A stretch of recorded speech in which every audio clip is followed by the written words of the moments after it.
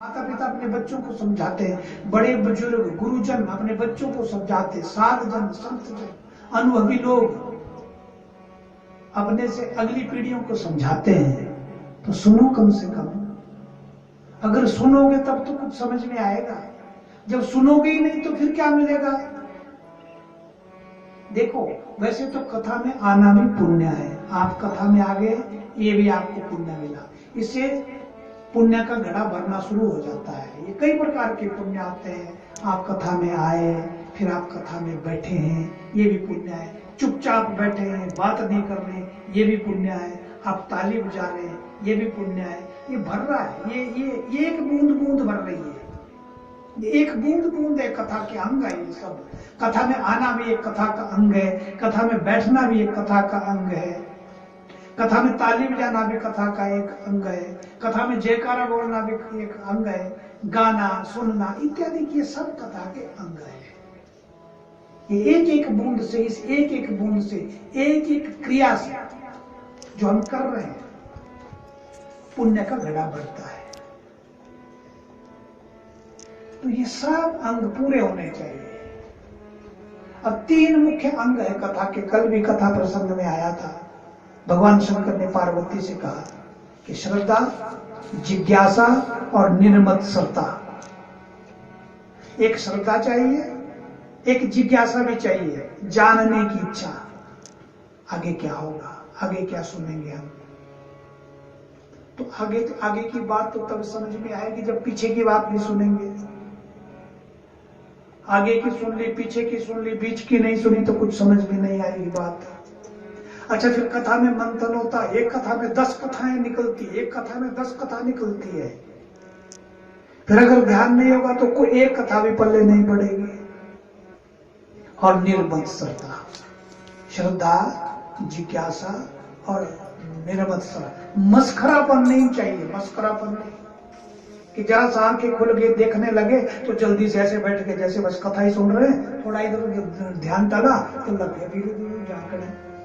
ये मत्सरता है, ये होशियारी है, ये चालाकी है। चालाकी नहीं चाहिए कथा में। यहां पर ऐसी चालाकी लेके भी नहीं आना कि हम तो बड़े पढ़े लिखे हैं, हमने सारी कथाएं सुनी हुई है, हम तो बहुत कुछ जानते हैं, तब भी पल्ले कुछ नहीं पड़ेगा। इसी का नाम है मत्सरता। हमें निर्मत्सरता चाहिए, मत्सर नहीं होना यहाँ पर। चालाकी, होशियारी नहीं चाहिए यहाँ पे। छोटे बन करके कथा सुननी है, और जो सुनाने वाला है वो तो कथा सुनने वालों से भी छोटा है। कथावाचक ये सोच ले कि मैं व्यास गद्दी पर बैठा हूं और ये जो सुनने वाले मेरे से छोटे हैं, ये उसकी मूर्खता है। कथा सुनाने वाला सोच ले लोग मेरे को मत्था टेक रहे, मैं बहुत बड़ा हो गया, ये उसकी मूर्खता है। यहाँ पर ऐसा भाव होना चाहिए कि यहाँ पर जाति का भेद नहीं, स्त्री पुरुष का भेद नहीं, गरीब अमीर का भेद नहीं, विद्वान और मूर्ख का भेद नहीं, सब एक हैं, सब परमात्मा के बच्चे हैं, बैठे हैं, और हमने सत्संग करना है, परमात्मा का नाम लेना है और पुण्य लाभ उस तत्व को प्राप्त करना है। ऐसे भाव को लेकर के हम सबने मिलकर के ये कथा को सुनना सुनाना होता है। ये कथा के नियम है मुख्य। तो देखो, उस परमपिता परमात्मा की बड़ी अनंत अनंत कृपा है हम पर, क्योंकि जन्मांतरे भवेत् पुण्यम तथा भागवतम लभेत्। जब अनेक जन्मों के पुण्य उदय होते हैं तब भागवत की कथा मिलती है, ऐसे नहीं मिलती। कई जन्मों के पुण्य से मिली है। फिर हाथ में आया हुआ अमृत है, अगर हम इसको खो देंगे फिर क्या मिलेगा। इसलिए देखो, बड़े बुजुर्गों का अपमान मत करो।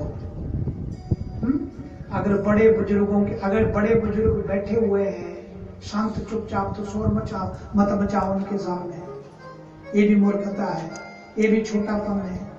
और यहाँ पे भगवान बैठे हैं, भगवान का दरबार लगा है, अगर यहाँ पर ऐसी हरकतें करोगे तो क्या समझते हो कि परमात्मा को कुछ पता नहीं है?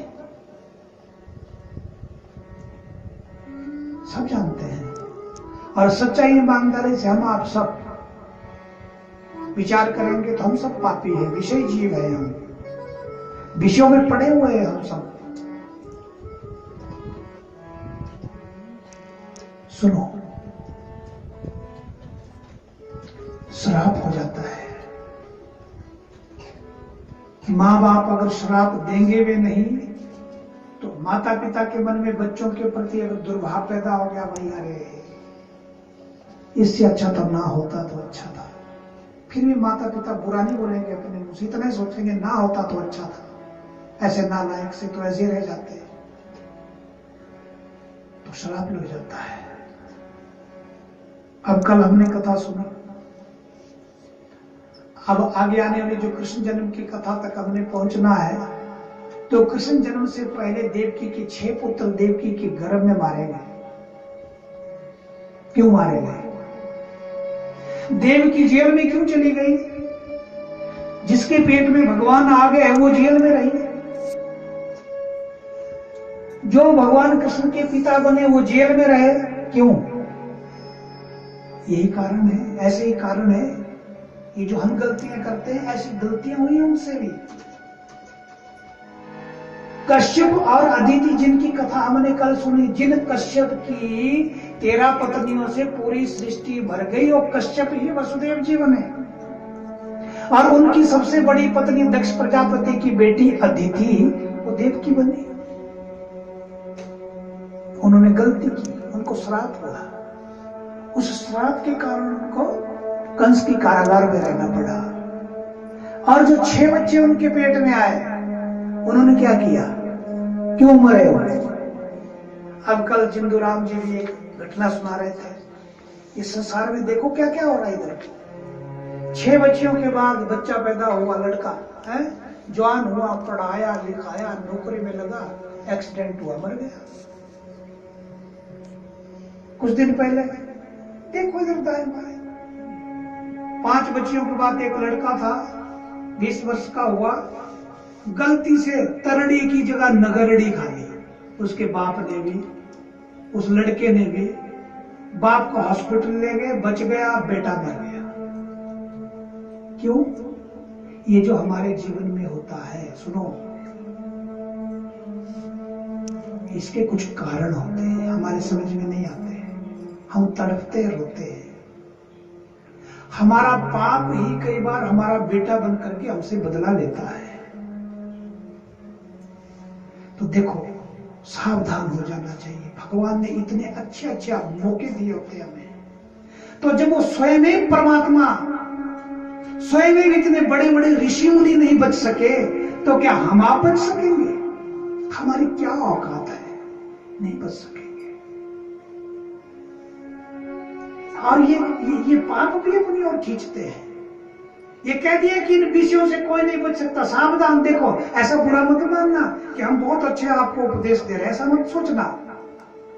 ये कभी सब में होती है, और ये विषय सबको पकड़ते हैं, क्रोध सबको पकड़ता है। अभी अगर आपका ध्यान इधर उधर जा रहा है तो कथा सुनाते सुनाते हमारा ध्यान भी इधर उधर जाता है,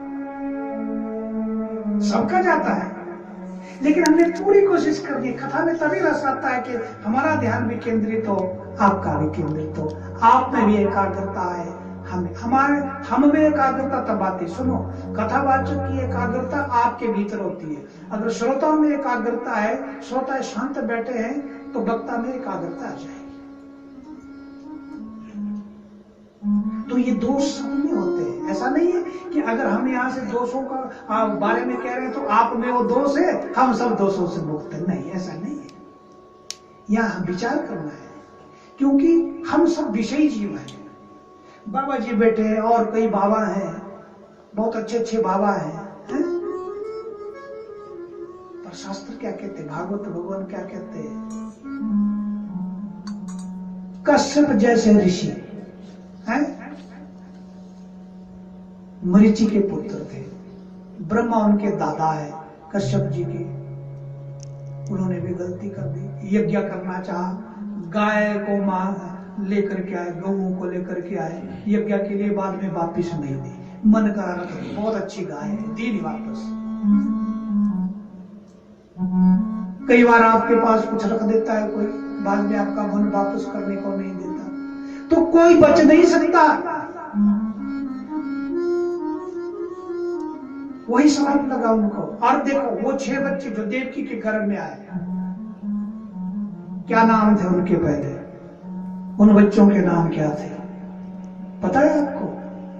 अब कल आपने कथा सुनी थी, भूल जाते सबको, कोई चिंता की बात नहीं। कल आपने कथा सुनी थी ना, किसके? कल कौन कौन थे कथा में? हाथ खड़े कर। कल कथा में कौन कौन माताएं थी? तो कल आपने सुनी थी कश्यप जी की और दीति की कथा, जो 100 साल तक उसने गर्भ रखा पेट में, याद होगा माता को? है उसी नाम, उसका नाम दीति, जो संध्या काल के समय अपने पति को बोलती थी कि गर्भाधान संस्कार कर दो मेरे, मैं मां बन जाऊं। उन्हीं के पति का नाम कश्यप है और कश्यप के पिता का नाम मरीचि है।